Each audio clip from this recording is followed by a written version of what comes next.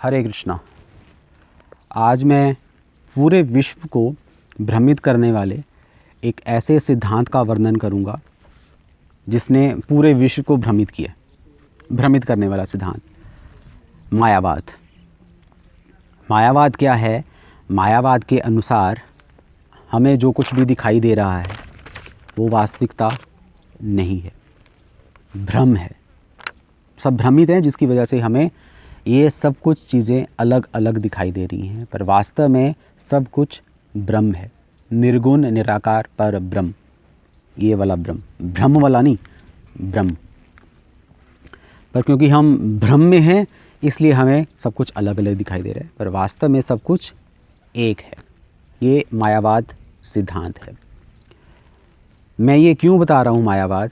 क्योंकि ये सिद्धांत चैतन्य महाप्रभु को या भगवान श्री कृष्ण को अच्छा नहीं लगता, क्योंकि ये कुसिद्धांत है, शास्त्रों से बिल्कुल भी सम्मत नहीं है, आधारहीन है।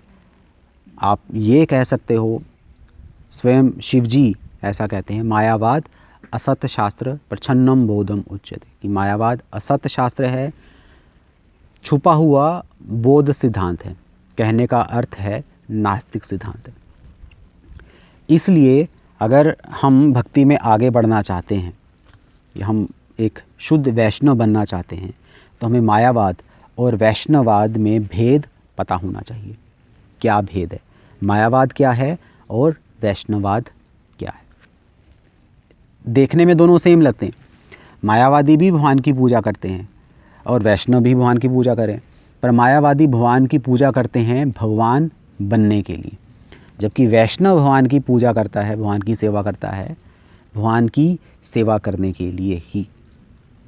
ये शास्त्रों का मत है। शास्त्रों में ऐसा नहीं कहा गया कि आप भगवान बन जाओगे, ऐसा इसका कोई प्रमाण नहीं मिलता। पर शंकराचार्य जी, जो कि स्वयं भगवान शंकर हैं, अब भगवान शंकर से कंपटीशन कौन कर सकता है? उनसे ज़्यादा ज्ञान किसके पास हो सकता है? तो शंकराचार्य जी ने, जो कि स्वयं शंकर हैं, शास्त्रों को आधार बनाकर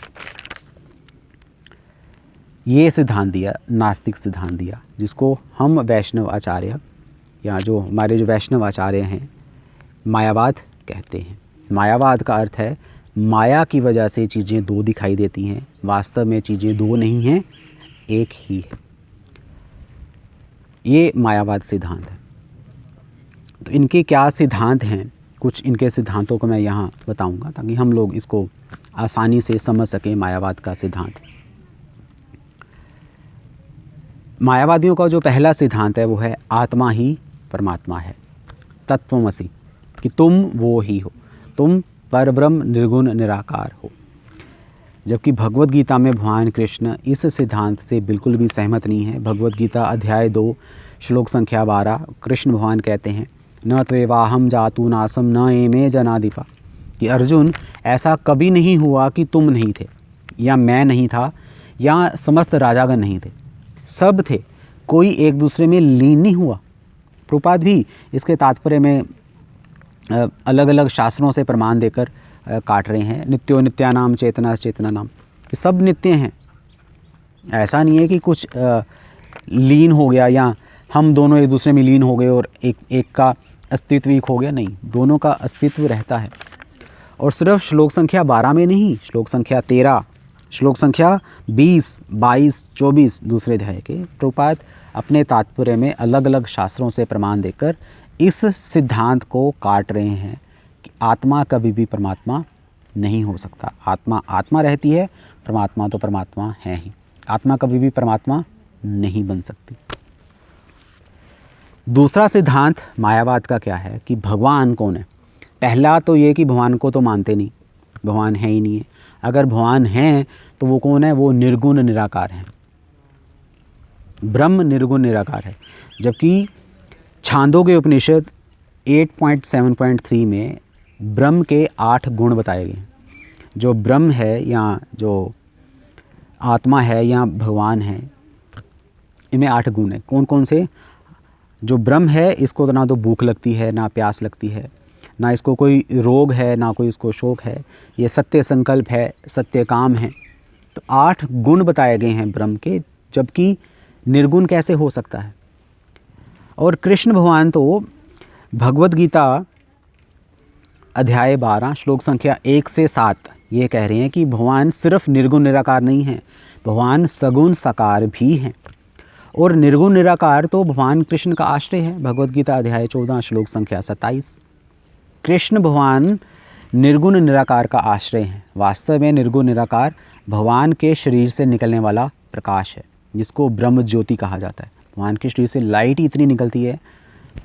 हमारा जो सूर्य है, सूर्यदेव ब्रह्म की इसी लाइट को रिफ्लेक्ट करता है। सूर्य के पास अपना प्रकाश नहीं है, वो पर ब्रह्म का प्रकाश ही है। तो इस तरीके से निराकार ब्रह्म भगवान के आश्रय में रहता है, उसका अपना कोई स्वतंत्र अस्तित्व नहीं। ये दूसरा सिद्धांत भी इनका कटा हुआ है कि भगवान निर्गुण निराकार नहीं, सिर्फ सगुण साकार भी हैं, निर्गुण तो है नहीं। ये तो कन्फर्म्ड है। सर्वत्र पानी पादम तत् सर्वत्र अक्षीरो अक्षी मुखम, भगवद गीता में ही आ रहा है कि उस ब्रह्म के, उस परमात्मा के या भगवान के सर्वत्र, सब जगह आँखें हैं, सब जगह उनके हाथ हैं। ऐसे भगवान निर्गुण तो नहीं है। फिर ये लोग मायावादी क्या कहते हैं, इनका जो तीसरा सिद्धांत है कि वास्तव में भगवान निराकार हैं, आप साकार में उसकी पूजा कर सकते हो। आप किसी भी रूप की कल्पना करो, किसी भी देवी की कल्पना करो या किसी भी देवता की कल्पना करो, वही निर्गुण निराकार साकार रूप में आपके समक्ष आएगा, आपकी इच्छा को पूरी करेगा। ये भी बड़ा उल्टा फुल्टा सा या बहुत ही संकीर्ण सा सिद्धांत है।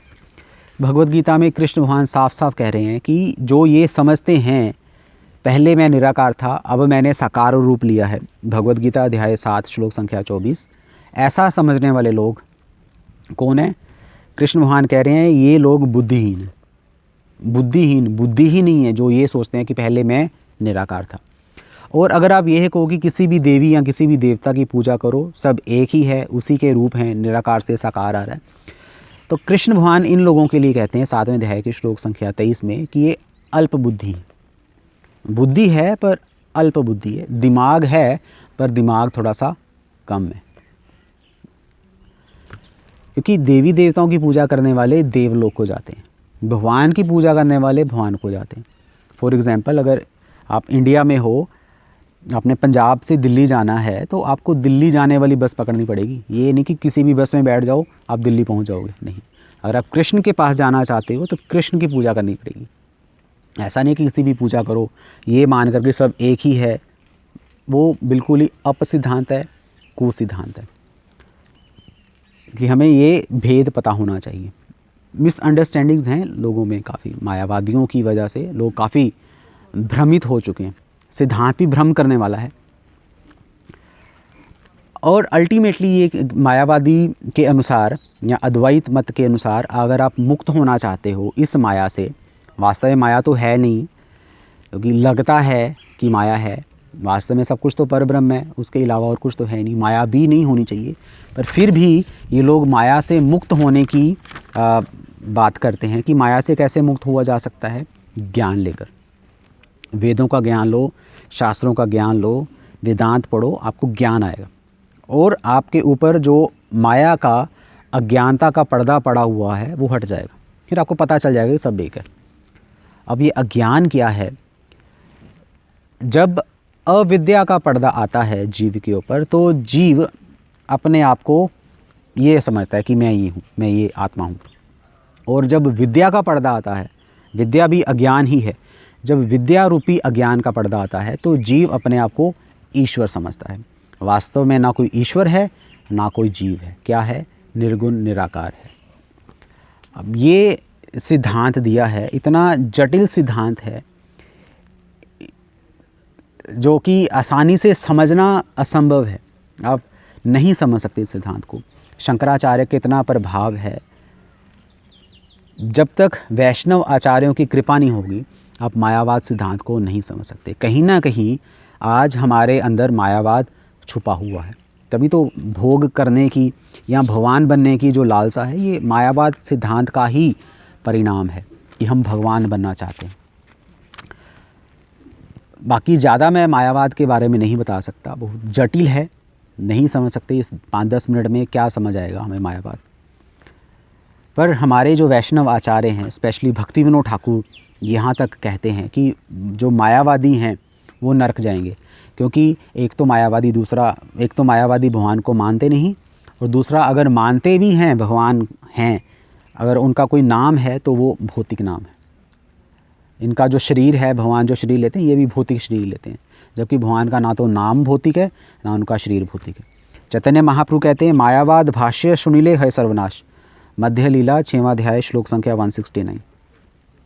जो मायावाद भाष्य सुनेगा सर्वनाश हो जाएगा। मायावादी कृष्ण अपराधी, मायावादी तो कृष्ण के अपराधी हैं। अब मायावाद भाष्य सुनकर अपराध थोड़ा करना है हमने, इसलिए मायावाद को हमें समझकर इनके पास नहीं जाना, इनका संग नहीं करना। अगर चले गए तो भगवान के प्रति अपराध हो जाएगा। अपराध तो चलो फिर भी भगवान क्षमा कर देंगे, पर भगवान जो रुष्ट हो जाएंगे हमसे, जो भगवान के जो भक्त हैं हमसे रुष्ट हो जाएंगे, भगवान को अच्छा नहीं लगेगा। हरे कृष्णा। श्रील प्रभुपाद की